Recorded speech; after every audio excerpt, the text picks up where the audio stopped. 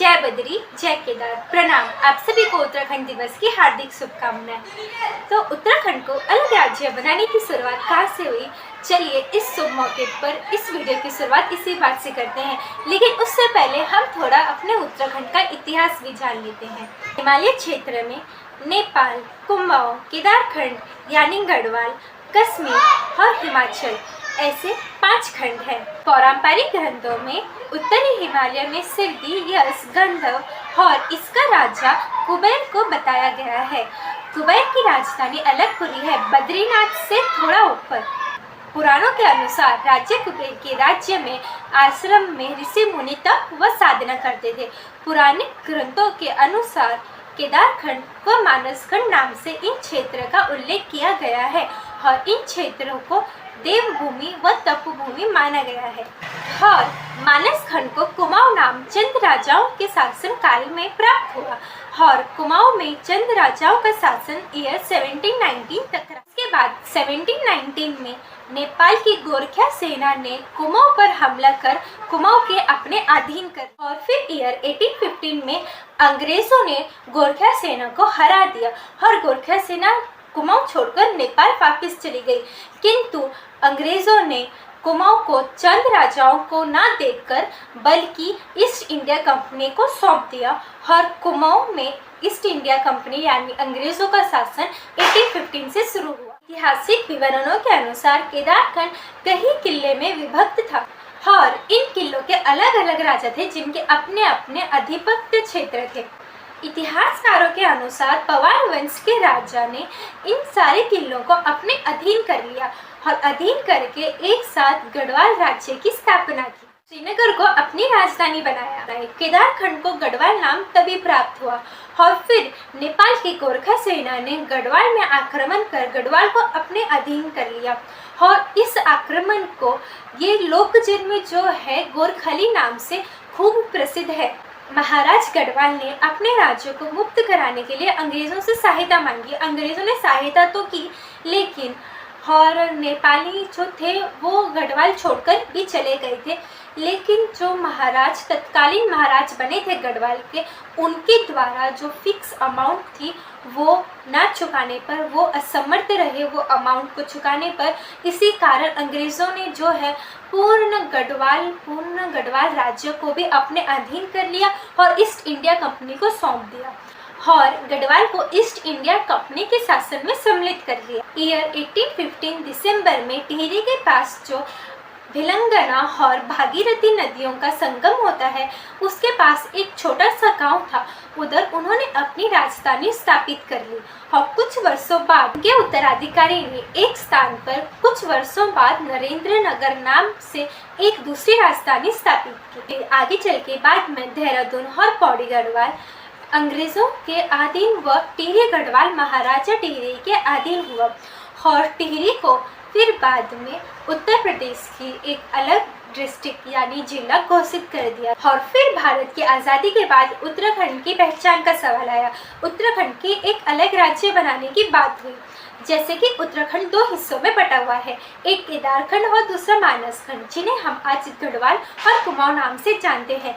केदारखंड और मानसखंड को जोड़कर सबसे पहले उत्तराखंड को एक अलग राज्य बनाने की मांग सबसे पहले 5 मई 1938 को की गई, फिर 1950 एंड 1955। और हम उत्तराखंड की अलग राज्य बनाने की बात कर ही रहे हैं तो हम श्री स्वर्गीय इंद्रमणि बडोनी जी को कैसे भूल सकते हैं। इंद्रमणि बडोनी जी गांधी ऑफ उत्तराखंड जी। इंद्रमणि बडोनी जी को गांधी ऑफ उत्तराखंड मूवमेंट भी कहा जाता है। इंद्रमणि बडोनी जी अखोड़ी टिहरी गढ़वाल के रहने वाले थे। मेरे लिए तो यह और भी गर्व की बात है क्योंकि मैं भी इंद्रमणि बडोनी जी के क्षेत्र से हूँ और इंद्रमणि बडोनी जी ने जो है कई सैक्रिफाइसेस और स्ट्रगल किए उत्तराखंड को एक अपनी अलग पहचान दिलाने के लिए। उत्तराखंड को बनाने के लिए कई आंदोलन हुए, कई आंदोलन ने अपनी जगह ली, आगे पीछे बहुत सारे आंदोलन हुए, लेकिन इंद्रमणि बडोनी जी का जो इसमें है मेन किरदार रहा है, मेन रोल रहा है। इंद्रमणि बडोनी जी ने उत्तराखंड को एक अपनी पहचान दिलाने के लिए, एक अलग राज्य बनाने के लिए कई स्ट्रगल्स और बहुत सारे सैक्रिफाइसेस किए थे और इन्हीं सारे स्ट्रगल्स और सैक्रिफाइसेस से आखिरकार ये सब सक्सेसफुल हुआ और उत्तराखंड को अपनी पहचान मिली 9 नवंबर 2000 को। जी हाँ, उत्तराखंड को 9 नवंबर 2000 को इंडिया का 27 स्टेट घोषित कर दिया। उत्तर प्रदेश से 13 डिस्ट्रिक्ट हटाकर उत्तराखंड को दे दिए गए। और आपको पता है उत्तराखंड का पूर्व नाम उत्तरांचल था। जी हाँ, फिर स्थानीय लोगों की भावनाओं को ध्यान में रखते हुए उत्तरांचल का नाम बदलकर 2006 में उत्तराखंड रख दिया गया। उत्तराखंड हमें इतने सारे स्ट्रगल सैक्रिफाइसेस के बाद मिला है ताकि उत्तराखंड की जो पहचान है, संस्कृति है, वो बची रहे। तो हमारा ये काम है अब कि हम जो उत्तराखंड की संस्कृति है उसे आगे तक लेके जाए। हमें अपने उत्तराखंड की संस्कृति, बोली, भाषा, लोग, रहन सहन और अपने गांव में जो हमारे घर हैं, ट्रेडिशनल कल्चर, ये सब बिल्कुल भी कुछ भी मतलब भूलना नहीं चाहिए।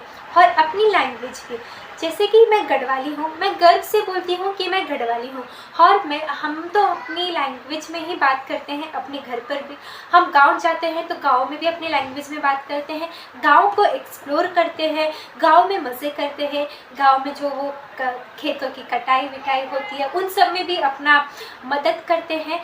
और मदद करनी चाहिए, हेल्प करनी चाहिए, वो सब हमें ट्राई करना चाहिए। हम मुंबई में रहते हैं लेकिन गांव की जो लाइफ है पूरी, हमें गांव की लाइफ अच्छी तरह से एंजॉय करनी चाहिए और अपने गांव भी जाते रहना चाहिए। अब किसी कारणवश कोई जो है अपने गांव से दूर आ जाते हैं तो दूर आ गए, चलो कोई नहीं, पर लेकिन हमें अपने गांव जाना बिल्कुल भी छोड़ना नहीं है। अपने गांव से जो है संपर्क हमें नहीं तोड़ना चाहिए। 1-2 वर्ष में, 1-2 साल में हमें 1-2 बार या फिर 3-4 बार तो अपने गांव जाना ही चाहिए। जैसे हम तो 1 साल में 2 बार तो अपने गांव ज़रूर पक्का जाते ही हैं। और गांव में तो उत्तराखंड की शादियाँ, उत्तराखंड के जो नाच हैं, उत्तराखंड का डांस एंड ऑल, उत्तराखंड के art, folk song, folk traditions and all, ये सब हमें बिल्कुल भी नहीं भूलना चाहिए एंड हमें पता होना चाहिए। अगर हमें पता नहीं है तो हमें जानना चाहिए अपने मम्मी पापा से। अपने मम्मी पापा के पास बैठिए, बात सुनिए, उत्तराखंड की कहानियाँ, उत्तराखंड के रहस्य। उत्तराखंड के पहाड़ों में आप जितना भी अंदर जाओगे उतनी आपको नई कहानियाँ, नए रहस्य और हर गली में नई लैंग्वेज मिलेगी। नई लैंग्वेज जैसे कि पौड़ी गढ़वाल और टिहरी गढ़वाल, उत्तरकाशी, कुमाऊँ और रुद्रप्रयाग, हम सब मतलब हैं तो गढ़वाली ही, लेकिन गढ़वाली में भिन्न थोड़ी लैंग्वेज होती है। जैसे उत्तरकाशी वालों की लैंग्वेज और टिहरी गढ़वाल वालों की लैंग्वेज थोड़ी डिफरेंट होती है, थोड़ी सी वर्ड का चेंज हो जाता है।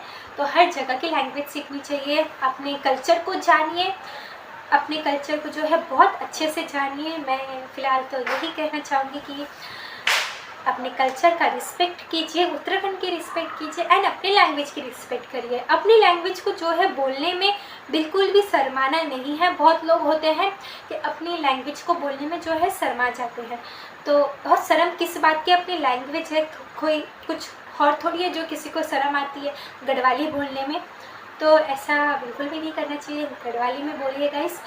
तो ठीक है, फिर आप सनी मेरी यह वीडियो कल लगी। मेरा इंस्टाग्राम हैंडल दिशा सोनम आर्या और दिशा सोनम ऑफिशियल, ये मैं मेंशन ज़रूर बताया, अपना ओपिनियन शेयर करे और अपना फीडबैक बताया और मेरी गढ़वाली कंचलानी सूरी बताया। मैं टिहरी गढ़वाल घनसाली की छूँ और मेरी गढ़वाली इन्हीं होती है हमारी लैंग्वेज। तो उत्तराखंड में रहता है ना, कुछ क्षेत्र में जन अलग अलग ज़्यादा उत्तरकाशी या फिर उत्तरकाशी वाला घनसाली हो जाए, रुद्रप्रयाग वालों की गढ़वाली थोड़ा अलग अलग होती। तो आपके गढ़वाली कंचे हो, आप गढ़वाली छन, कुमाऊनी छन या फिर नॉन पहाड़ी मेरी यह वीडियो छन देखना, ये भी मैं सही ज़रूर बताया। और लाइक शेयर कमेंट साइड से नहीं, और लाइक शेयर और सब्सक्राइब कर दिया मेरे चैनल से। एक बार वापस आप सभी को उत्तराखंड दिवस की हार्दिक शुभकामनाएं।